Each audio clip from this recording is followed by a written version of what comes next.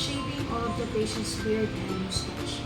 Step 1 would be to do the proper hand washing of asepsis and wearing of your gloves. And then next is preparation and bordering of all needle supply, tools, equipment, and materials. And then ATW, approach and tell patient what to do or do the therapeutic communication. Hello Grandpa, I'm your caregiver for today. I'm going to shave your beard and mustache. Next, I'm going to drape 2 bath towels over the patient's chest. The first towel, the smoother part, should be under.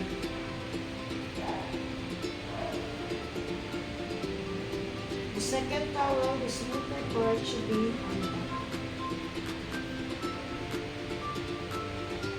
Remember that the smooth part of the towel should be the one touching the patient's skin. Okay, preserve the patient's dignity by letting him do what he can. Kindly hold the kidney basin, please. And then, wet the area to be shaved.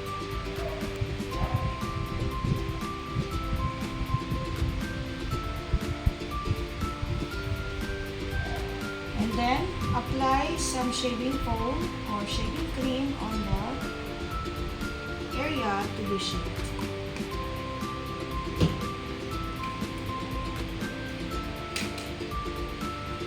Stretch the skin taut. Always start at the distal side. 1, 2, 1, 2. The other side, please. Lower your mustache and your beard. Don't forget to follow the hair growth direction and rinse the razor quickly.